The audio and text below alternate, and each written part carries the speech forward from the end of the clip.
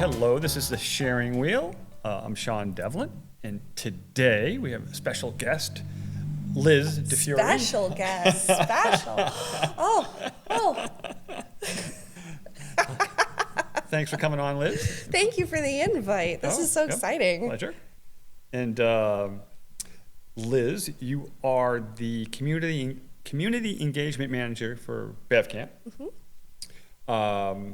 And what was sort of the gateway into me asking you to come on was I was helping out Green Beverly the other day. Yeah. With their podcast. They're getting ready for Earth Spring series, and we came in and you offered, does anyone want coffee or and you went over to Delphine's and bought everyone coffee and tea.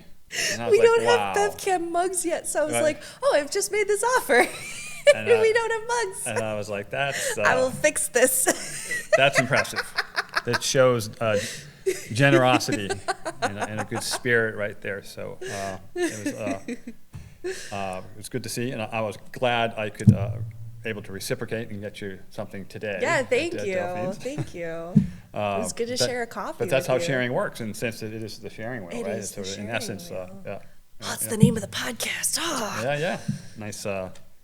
So, but yeah, Liz, your bio for BevCam, your core value, What I wrote community, community and collaboration. ChatGPT wrote that actually. Oh, okay. To be fair. Wow. We'll just go with what ChatGPT said. The community and collaboration, that's a core value of yours. Yeah. It's definitely been the thread through all of the different jobs that I've chosen to hold, and I grew up in a really small town in the middle of not in the middle, at the far end of Western New York, not to be confused with New York City. Right. We're talking Niagara Falls, New York. Yeah. My house was on the last U.S. exit before you hit Canada. Oh, wow. And oftentimes my friends coming to visit from college would end up at the Canadian border because they missed the exit. Okay, And I'd get a frantic call being yeah. like, how do we get back to the U.S.? But my parents were always regulars everywhere, and my family's always been really involved with the community, so it's that was always my thing, was wherever I decided to set down roots, I wanted to be a part of the community there. So that's been a really strong through line. Well, you've done that in Beverly. That's awesome. Yes. How you go about things, and then you worked for your dad as a director of marketing. Yes, he gave me the very prestigious title right out of college of marketing director of Thruway Hardwood and Plywood, which is his lumber distribution company. Yes. Out of Buffalo, New York. That was after a 3 months of an unpaid internship doing graphic design for a local chapter of the Red Cross. Really cool experience. Had to live with my parents the whole time. Unpaid internships, not great. We should do away with those. But but it kind of worked out for you. Yeah. I was very fortunate that the support system around me allowed me to have opportunities from there, and so I would come home and show my parents what I was working on at the internship, and at some point my dad was just like, why don't you do that for us, but I'll pay you for it. Yep. Perfect. Yeah. So that was my first paid job out of college, if you don't count waitressing. That was my first paid job out of college, and I worked for him for 3 years. Nice. Which was wonderful, working for my dad. It was a really cool experience. Yeah. Absolutely. And then after when your dad retired, and also you mentioned your marketing work helped the business in that transition as well. So right at the beginning of working for my dad, we had the family business conversation of like, do you want to inherit the business? And my answer was a resounding no.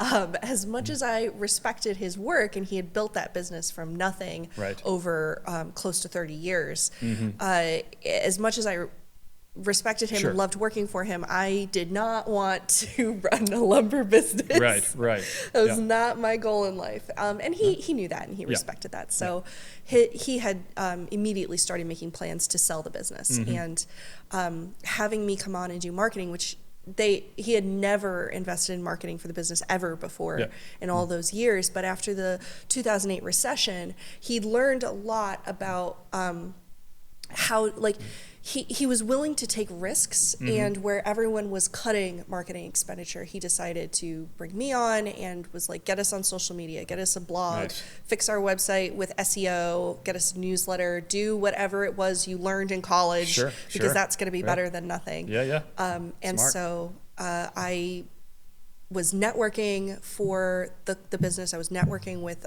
the trade association within that industry, the Architectural Woodwork Institute, on the state level, which most of the members there were his clients. So, you know, that's the ideal. Like, this is nothing new to anyone in the manufacturing industry, I think, in terms of like strategy for that. But it was all new to me. And we were, the woodworking industry has a tendency to be slow to adopt new technology trends. So we were kind of, in a weird way, at the forefront of social media and that sort of marketing. And so that made a much bigger impact. Having somebody who I think didn't really know what they were doing at the time. Having somebody who is not an expert come in and do something within that industry and just like give it, you know, the try. And I was taking extra classes and things to like try and bridge that knowledge gap. It ended up making a huge difference. And so I actually ended up helping out a couple of his clients even with like getting them on social media and such. So that ended up being a big factor in his ability he sold his company in a bidding war between his two biggest competitors. And I'm so proud of him. Like, my dad's one of my biggest role models, so I like to brag about him. Bringing you on board was a good move on his part. And so you were able to kind of segue into one of those trade associations. The AWI, the Architectural Woodworking Institute.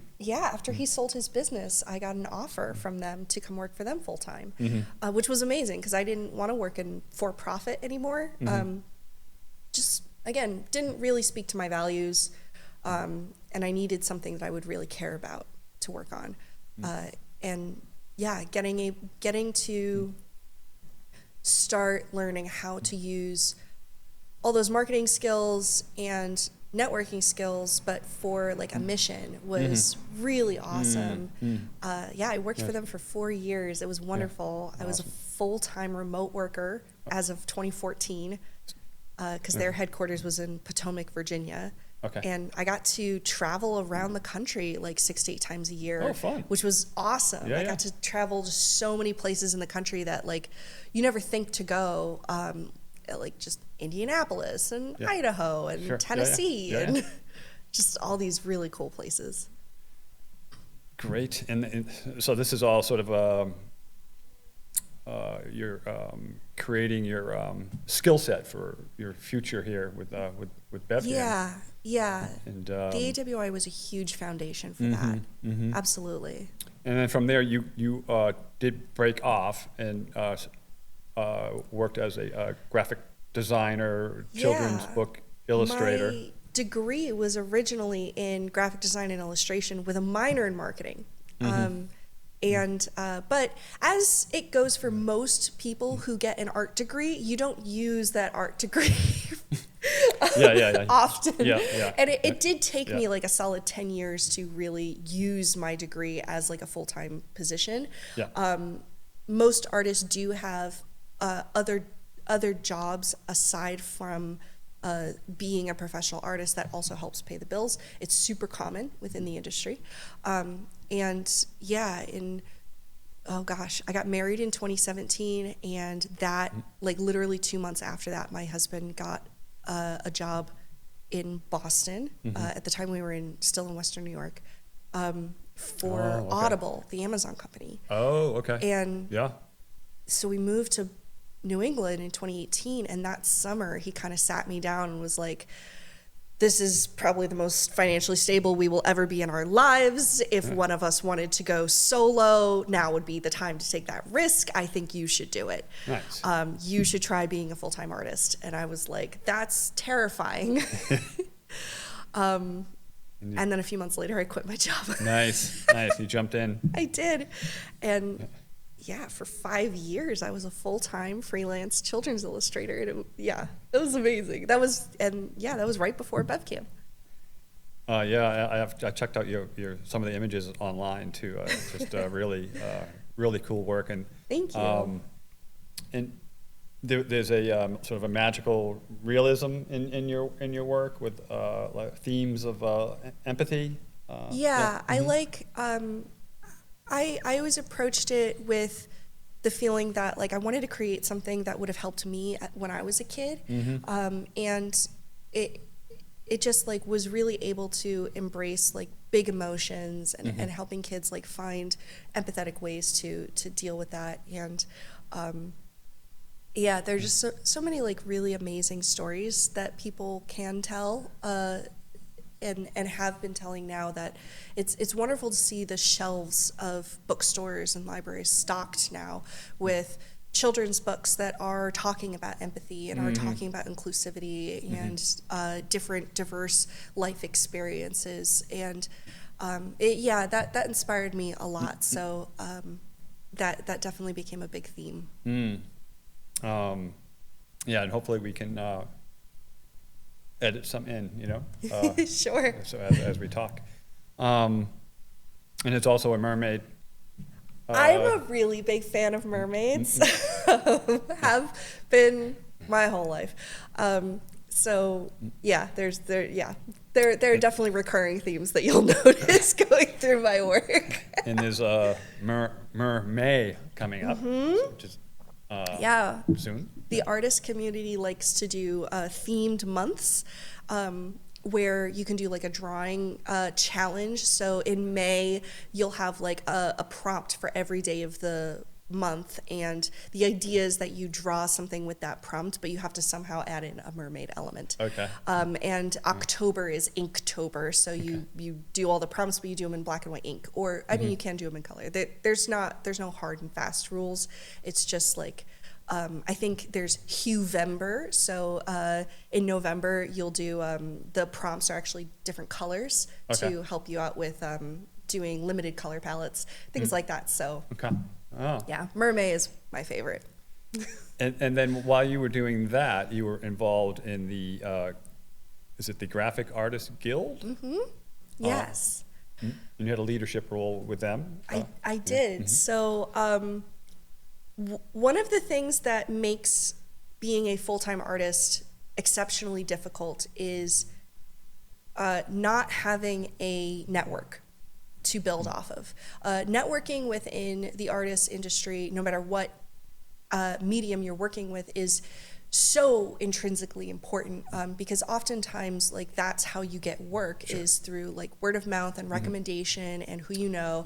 And I, in all of my wisdom, decided to become a full-time freelance children's illustrator, knowing no one within the industry. And you realized and so I knew right away that this was going to be a problem, but having worked with a trade association, I also knew the fastest way to bootstrap a network was to volunteer with a trade association.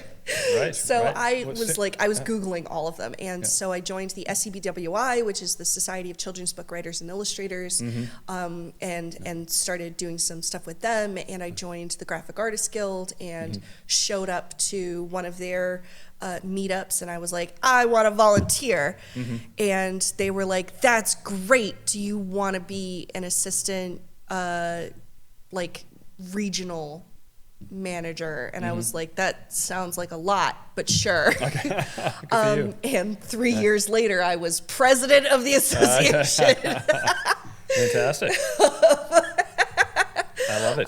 Because Yeah. sometimes you Yeah. just don't know how to say no. But Yeah, well, you jumped in. But also, yeah. it was extremely fulfilling, and the guild I found helped me in so many ways that I didn't expect it to. Like I knew that joining these associations would really help me with a network. I knew that I would get better at art. I didn't expect an organization like the Guild to teach me the business side of it, which was really what most people lack in when they're going into being a professional artist. Yeah.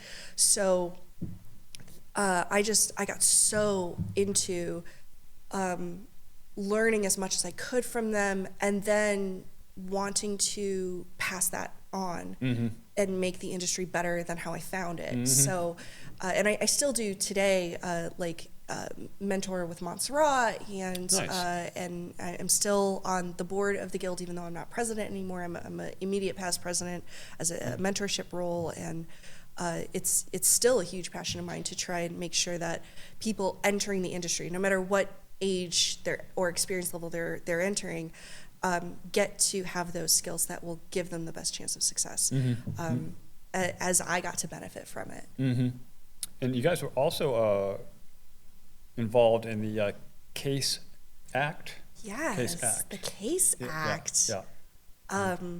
That was super cool, super unique experience. I never expected to have that experience. For those who don't know at home, the CASE Act is oh gosh, I can't remember what the acronym stands for. That's okay.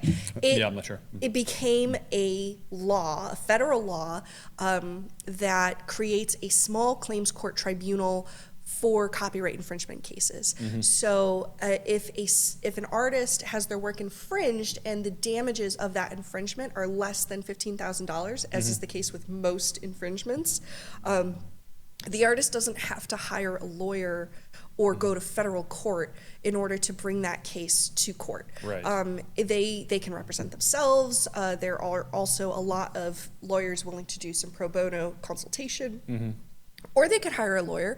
But to bring a copyright infringement case to federal court, as was the only avenue before this, it costs a minimum of $30,000 just to bring the case. That's which crazy. is incredibly prohibitive So for most artists. And whoever's thieving the art knows that. And they know that, yeah. So they know you're not going to do anything other than write a strongly worded DMCA. It's just like you're gonna ask them to take it down, and if they don't, what are you going to do about it?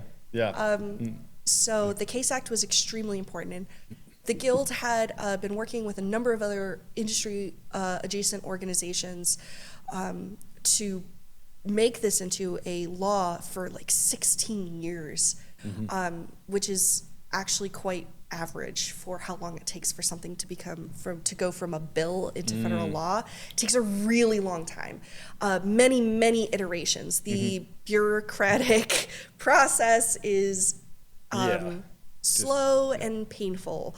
Sometimes that's a good thing, other times not so much. But the fact of the matter was, I came into it maybe the last 3 or so years that they were working on that, and I got to participate not only as a freelancer who was an advocate, volunteering, but also I got to go to like a Hill Day at Washington D.C. My first time in our nation's capital, and I was there as a lobbyist. It's of awesome. all things. Fantastic. We met cool. with representatives from the House. We met with senators, and gave our case as to why this was so important to us. And later that day, it was being voted on by the Senate Judiciary Committee. I got to sit in on that, which is a pretty rare privilege. We had to stand in line, and I just happened to be right at the end of the cutoff line. Nice. And thanks to our efforts, it passed that committee unanimously across party lines into the Senate, and then later that year it was passed into law. So it was this incredibly inspiring experience that showed me how one person and small groups, grassroots efforts, could make really big differences. it gave me a lot of confidence, like going forward from there about like anytime I saw something that I was like, I don't like the way this is happening, but I feel powerless. And then I think back to that experience and I'm like, but there are things I can do. Sure. And there are things that I will do. And that's. But that definitely applies. What an incredible experience that was. I highly recommend that anybody who has ever been nervous about doing any kind of advocacy, just kind of jump in, find some people who are already doing it and just jump in. And the kinds of things that you're able to accomplish when you have that passion, like it's possible. It's hard, but it's possible, and it gives me a lot of hope for the future anyway. Yeah, no, it's fantastic, and it certainly has helped artists across the country. Fantastic. Yeah. It's what's fun about these podcasts is I knew nothing about the CASE Act, and now I do, and then in your involvement in it. So it's that's why I love doing the podcast. So so from there you segued into BevCam. I did. Yeah. My husband and I once again made a somewhat risky decision in 2020, the summer of 2020. Oh yeah. Maybe you remember it. Yeah. We decided to go house hunting. Oh, okay. We were living in a really crappy apartment in Medford near Tufts University. And as many people have had this shared experience of spending the pandemic shutdown in a really crappy apartment. Ooh, yeah. Tough and we were both, obviously we were both fully remote, and it was quite the experience. Yeah. So the market had dipped just a little bit, and we were like, what if we get lucky and we can afford to buy something? Nice. So we decided to go house hunting, and we were looking almost exclusively on the North Shore because that's where my artist network was, and still very much is. And so we were looking in like Salem and Lynn and Swampscott and Revere and just all of that. We didn't know Beverly existed. Had no idea. Yeah. And it was just kind of by luck that we started looking at a couple of places in Beverly when we realized we couldn't afford anything in Salem. We were exceptionally lucky to find a place that we could afford right in downtown Beverly. Awesome. So it's where you want to be. In the middle of the shutdown, where no shops were open, no one was out on the street, you couldn't meet your neighbors, we decided to move to a town where we didn't know anybody and buy a house. Well, I mean a condo, but still. Yeah. Cool. And so... Again, you jumped in. Yeah, so once everything started opening back up, my goal was like, I wanted to do something full-time that would force me into the community. I was like, I'm going to make friends with everyone in Beverly. That was my goal. How do I best accomplish this? And I was kind of worn out from working alone all the time. Sure. Yeah. So as much as I'm probably going to go back to illustration at some point in my career, it never truly leaves me. I needed community. I'm a textbook extrovert. I'm a textbook extrovert and need people. It was kind of serendipitous that the BevCam community engagement manager position was being kind of prompted on LinkedIn as I was sort of casually looking through things. And I essentially sent that message to Rob as my cover letter, which was like, I'm going to become friends with everyone in Beverly, but I could do it for you. Wow. Yeah. That's amazing how it all kind of panned out for you. Yeah. Awesome. And you also are in a sense, you get on the wire, in a sense. You walk the wire, like you take that first step out. You jump in. I have been very fortunate to have the kind of support system around me that has allowed me to take those risks without an excessive amount of fear of failure. I know some incredible people who have taken the same risks without that support system and have achieved incredible things. And I'm gonna pass on like that sort of like pride, because I feel like it's prudent for me to mention that I have had a lot of privilege throughout this experience that has allowed me to do this. And I think that's one of the reasons why I feel so strongly about like mentorship and making and like working for a place like BevCam and trying to make sure that those similar opportunities get passed on. Because I would not have been able to I would not have had the courage or been able to do it without that support system. I think I know myself well enough that I could not have seen myself succeeding in that scenario, but knowing that people have without those things. And that kind of reflects back to your empathy and your artwork and I guess so. Yeah. So what's going on with BevCam and like your what's been going on? Yeah. So again, I was kind of once again in this position where I was their first marketing hire. And it was a very familiar situation, right? So they just had never had anyone do any kind of like concerted outreach or marketing strategy or anything. Like your dad's Exactly. company. And the AWI had a similar situation. So it was, I think I was able to identify that when I was looking at the job and before going into the interview. And I think that may have been a big reason why I was chosen for this position. So I kind of like jumped into it just feeling so excited. And thankfully, Rob, who had been brought in as executive director just the year before, was also like in it with a lot of fresh ideas. And the board had a really progressive look on like willing to try things out, as opposed to like, saying, oh, well, this is what we used to do and why just can't we do more of that?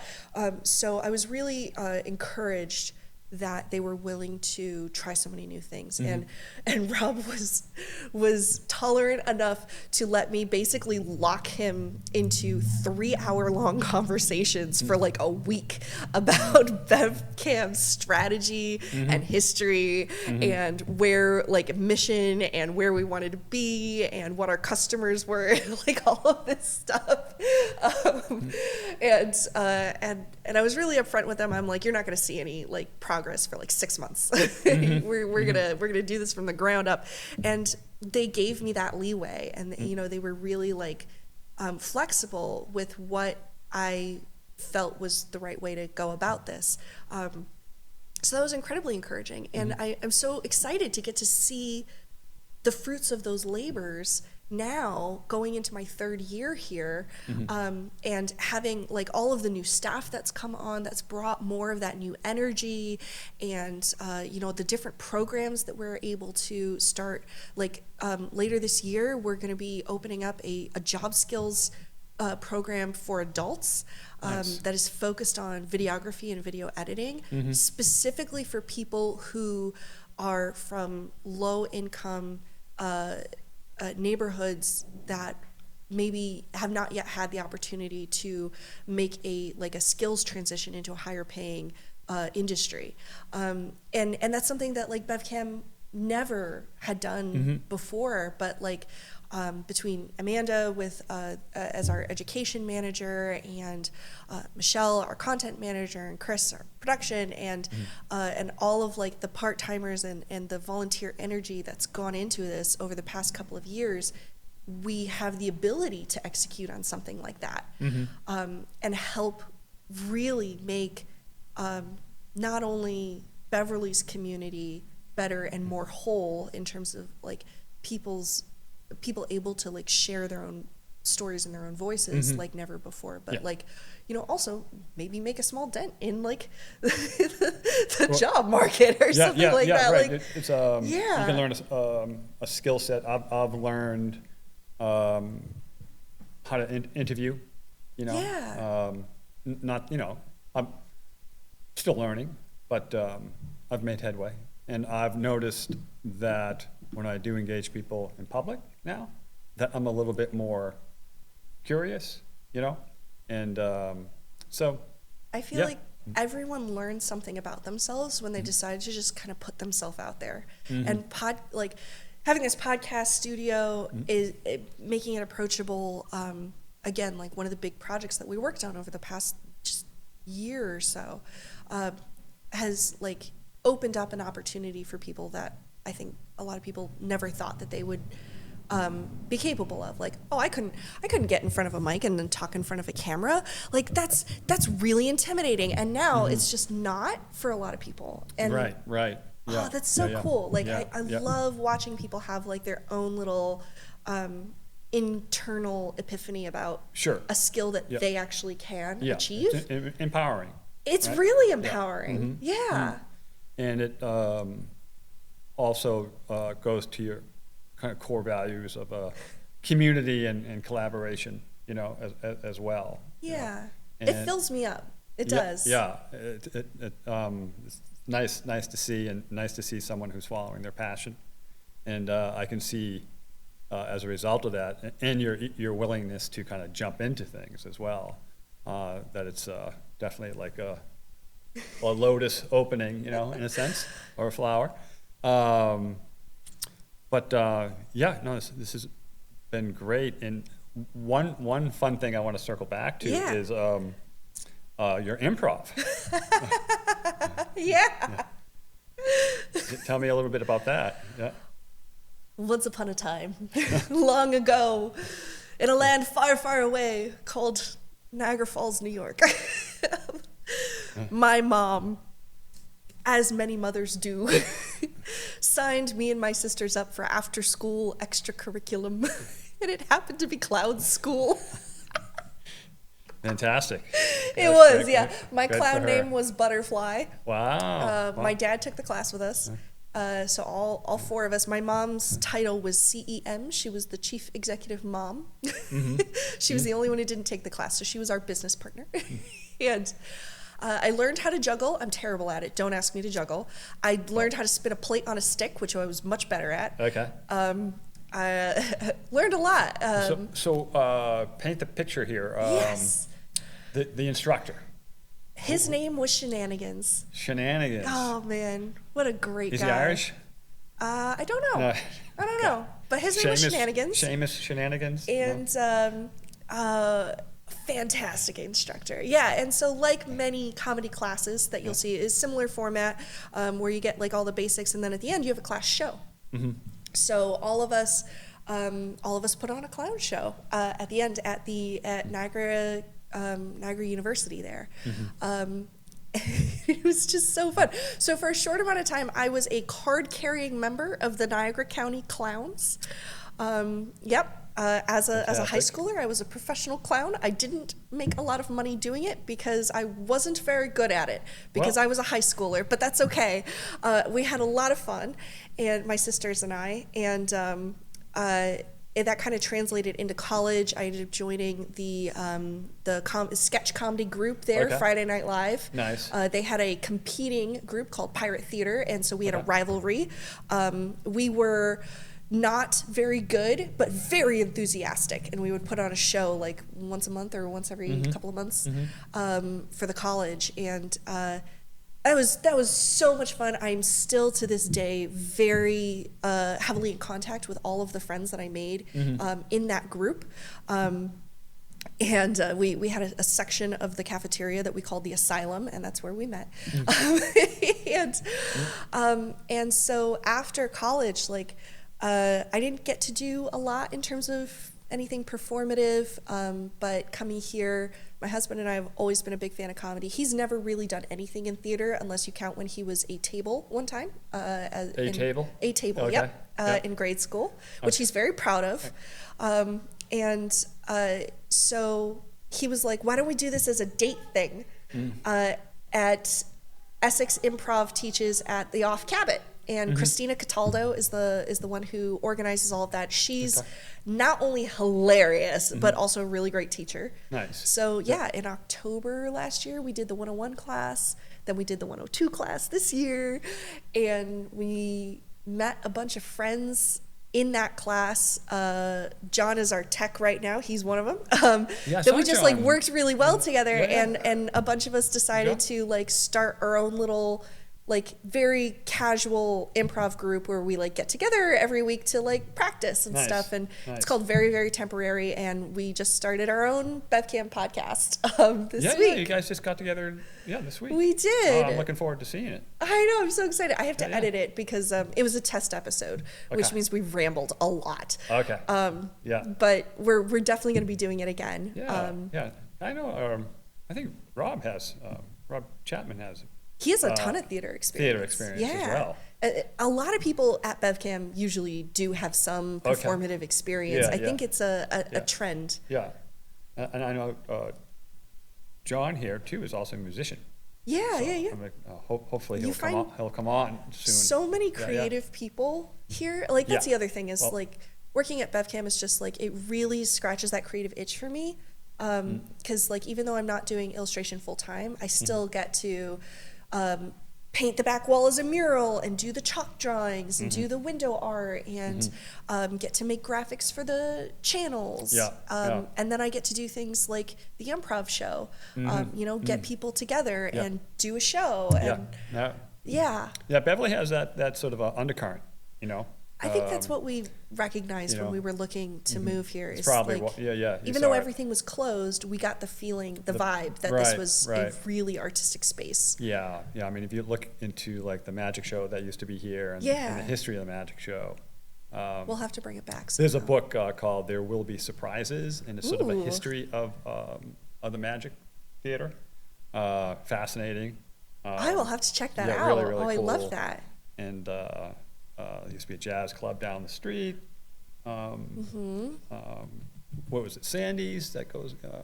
Some of the jazz greats had visited there. That's awesome. And this vaudeville. Yeah. There were like 3 or 4 vaudeville, and they'd come in on the train. And there's still so much new artistic energy here too. Exactly. Starting up new initiatives. I know people through Beverly Main Streets who, through my connections through Beverly Main Streets, who have started up a community theater organization called Butcher Theater. Hopefully I'm pronouncing that correctly. And and then you see like the different block parties that happen and the huge arts fest and all of the different opportunities. And I know people who are looking to open up some new artist galleries and people who are looking to open up something similar to the jazz bar and things like that. And I hope things like that happen.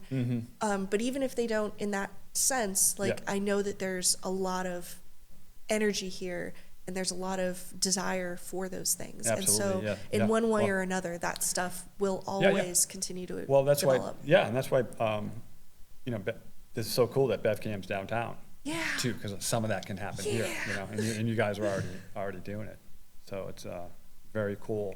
Well, Liz, this has been a treat, and thank you so much. Enjoyed speaking with you, and just learning so much. And again, this is why it's so much fun to do podcasts. Next time I'll have to interview you. Yeah. We'll see. All right. Well, great. Thanks so much. Thank you so much. Cheers. Thanks, guys. This has been The Sharing Wheel. See you next time.